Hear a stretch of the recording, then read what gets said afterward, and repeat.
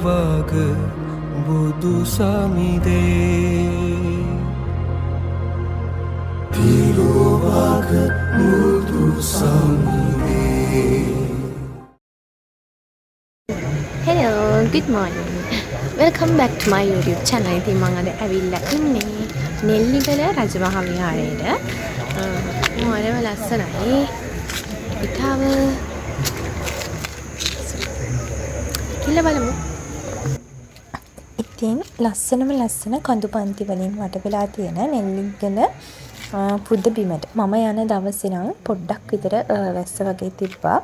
ඔයාලට යන්න පුළුවන්. බස් එකේ යනවා නම් මහනුවරට ගිහිල්ලා මහනුවරින් නෙල්ලිගලට යන බස් එක ගන්න ඕනේ. ඒ බස් එක පිළිම තලාවෙන් හරවලා තමයි නෙල්ලිගලට එන්නේ.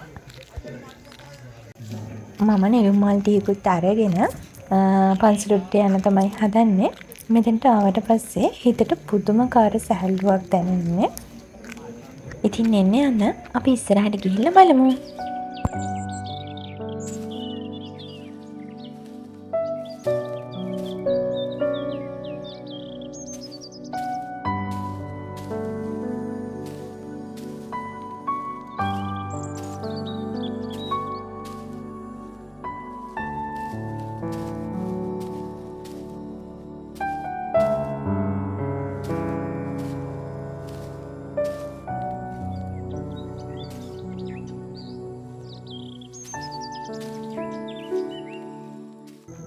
කන්ද උඩරට එහෙමත් නැත්නම් මහනුවර දිස්ත්‍රික්කයේ මුරුතලාව කියන ගමේ නෙල්ලිගල කන්ද මුදුනේ තමයි මේ නෙල්ලිගල පන්සල පිහිටා තිබෙන්නේ.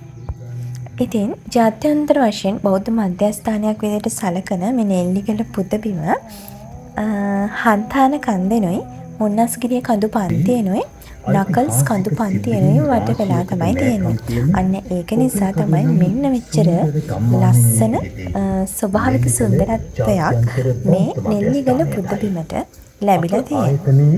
කළමනාකාරීත්වය ඔබ සැම මෙත් සිතින් යුතුව පිළිගන්නෙමු. එසේම 35 දෙනෙකුගෙන් යුතු අප ආයතනයේ කාර්ය මණ්ඩලය මෙම පුදබිමට පැමිණෙන ඔබ සැම සුදු ඇතෙක් පිට වටින සුමන සමන් දෙවියන්ගේ මේ අනුරුව නිසා නෙල්ලිගල පුදබිම ගොඩක් ප්‍රසිද්ධියට පත් වෙලා තියෙනවා. මෙතෙන්ට එන ඔයාලට ලස්සනම වටපිටාව සුන්දරත්වය බලන ගමන් පොඩි මොහොතකට හරි හිතට සැනසීමක් ලබා ගන්න පුළුවන් වෙයි කියලා මම හිතනවා.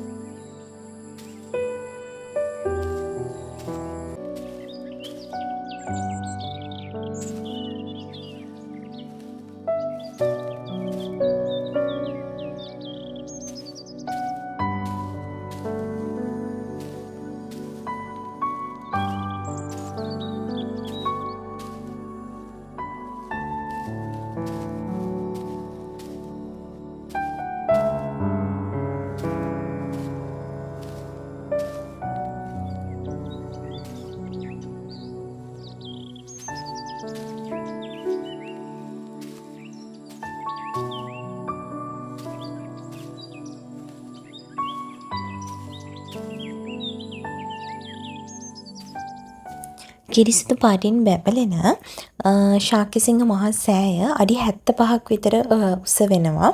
එතකොට මේ නෙල්ලිගල පුදබිමේ නිර්මාතෘ වෙන්නේ බුබුලේ ධම්මරතන ස්වාමින් වහන්සේ. මෙතනට එන ඔයාලට බොහොමයක් ධාතුන් වහන්සේලා වන්දනාමාන කරන්නත් හැකියාව ලැබෙනවා. 2015 වර්ෂයේ වගේ තමයි මේ පුදබිමේ කටයුතු ආරම්භ වෙලා තියෙන්නේ. ඉතින් සාමාන්‍යයෙන් මෙහි නෙල්ලිගල පුදබිමේ ආගමික කටයුතු සිදු වෙන්නේ පාන්දර 5:00 උදෑසන 9:30 සහ හවස 6:30 යන කාල වේලාවන් වලදී. ඉතින් යාළුවනේ මගේ නෙල්ලිගල ව්ලොග් එක මෙතනින් ඉවර කරනවා. තවත් ලස්සන වීඩියෝ එකකින් ඉක්මනටම එනකම් ගිහින් එන්න. බයි බයි. හැමෝම පරිස්සමින් ඉන්න.